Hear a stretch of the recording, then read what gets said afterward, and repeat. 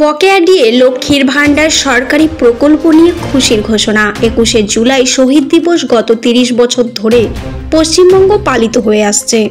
প্রতি বছরই এই মঞ্চে রাজ্যের মুখ্যমন্ত্রী মমতা ব্যানার্জি কিছু না কিছু একটা ঘোষণা করে থাকেন, আর তার বক্তব্য শোনার জন্য সারা রাজ্য থেকে লাখ লাখ মানুষ আসে কলকাতায়। আর আগামী বিধানসভার আগে এটাই শেষ 21শে জুলাই। আর এই মঞ্চে রাজনৈতিক যোগদান থেকে শুরু করে বড় বড় চমক থাকার সম্ভাবনা রয়েছে। আর বর্তমানে পশ্চিমবঙ্গের সবচেয়ে আলোচিত বিষয় লক্ষ্মীর ভাণ্ডার প্রকল্প। 25% বকেয়া ডিএ, এসএসসি মামলা ও জনমুখী সরকারি প্রকল্পগুলি। তাই এই নিয়ে কি ঘোষণা হতে পারে তা নিয়ে ইতিমধ্যে সামাজিক মাধ্যমে আলোচনায় বিষয়বস্তু ট্রেন্ডিং চলছে। ইতিমধ্যে এই সভা নিয়ে আদালত মামলা হয়েছে। সকাল 9টা থেকে 11টা পর্যন্ত ট্রাফিক নিয়ন্ত্রণের নির্দেশ দেওয়া হয়েছে। অনেকেই মনে করেছেন এই মামলা রাজনৈতিক উদ্দেশ্য প্রণোদিত। আর গত 3 দশক ধরে চলে আসা এই সভাকে বন্ধ করতে চাইছে যারা এই দিনের জন্য দায়ী। আর আদালতেও সেই কথা জানান রাজ্যের আইনজীবী বিশ্বরূপ ভট্টাচার্য।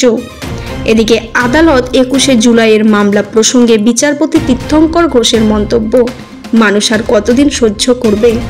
21শে জুলাই সরকারি ছুটির ঘোষণা করে দিল, তাতে অত্যন্ত সাধারণ মানুষের ভোগান্তি কমবে।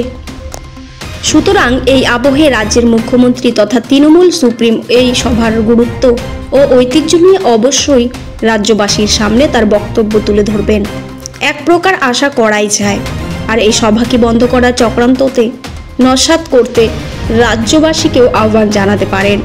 এছাড়া আগামী বিধানসভা ভোটের প্রকল্পে লক্ষ্মীর ভাণ্ডার, কৃষক বন্ধু, বিধবা ভাতা, কন্যাশ্রী প্রকল্প সহ একাধিক প্রকল্পের ভাতা বৃদ্ধি ও নতুন আবেদন দিয়ে নতুন ঘোষণা হতে পারে।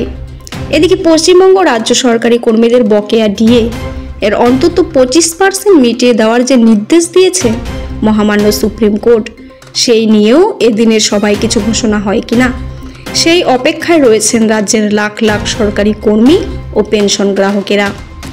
যদিও সরকারিভাবে এই সম্বন্ধে কোনো তথ্য পাওয়া যায়নি, তবে বিভিন্ন সংবাদ মাধ্যমের টেক শোতে একাধিক মন্তব্য ও আশার বাণী শোনা গেছে। ভোটের আগে বড় কিছু ঘোষণার এটাই সবচেয়ে বড় প্ল্যাটফর্ম। তাই এই মঞ্চ থেকে বড় কোনো ঘোষণা হলে তার তাৎপর্য ও গুরুত্ব সবার চেয়ে আলাদা, এমনটাই মনে করছেন রাজনৈতিক বিশ্লেষকরা। তবে রাজনৈতিক মঞ্চে সরকারি প্রকল্প নিয়ে ঘোষণা হবে কিনা সে নিয়েও সন্দেহ রয়েছেন রাজনৈতিক বিশেষজ্ঞদের একাংশের মধ্যে। প্রসঙ্গ, 2016 সাল থেকে পশ্চিমবঙ্গে মহার্ঘ ভাতা সংক্রান্ত মামলা চলছে। একাধিকবার কলকাতা হাইকোর্ট ও স্যাট এ সরকারি কর্মীদের পক্ষে জয় এলেও সম্পূর্ণ বকেয়া ডিএ মেলেনি, যার জেরে মামলা এখন সুপ্রিম কোর্টে। শীর্ষ আদালত 1 মাসের মধ্যে অন্তত 25% বকেয়া ডিএ মেটানোর নির্দেশ দিলেও ফের সময় চেয়ে আবেদন করেছে রাজ্য সরকার। এদিকে সময় অতিক্রম হলেও রাজ্য সরকার আদালতের নির্দেশ মানেনি। এই অভিযোগে রাজ্য সরকারি কর্মীরা ফের আদালতে নালিশ জানিয়েছে।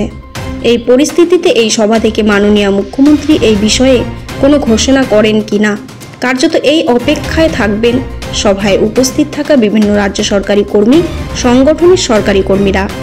অন্যদিকে রাজ্যের বিভিন্ন প্রান্ত থেকে ছুটে আসা হাজার হাজার মা বোনেরা যদি এই সভা থেকে লক্ষ্মীর ভাণ্ডার প্রকল্প, বিধবা ভাতা, কন্যাশ্রী প্রকল্প এবং অন্যান্য সরকারি প্রকল্পের ভাতা বৃদ্ধি সংক্রান্ত ঘোষণা শুনতে পান, তাহলেও এই সভায় অন্য মাত্রা যোগ হবে।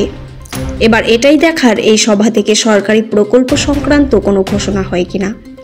অন্যদিকে রাজ্যের 26,000 শিক্ষকের চাকরি বাতিল ও 32,000 প্রাথমিক শিক্ষকের চাকরি নিয়ে টানাপোড়েনের আবহে নতুন করে নিয়োগ ও এই মামলার ভবিষ্যৎ নিয়ে চোখ রয়েছে রাজ্য সরকার।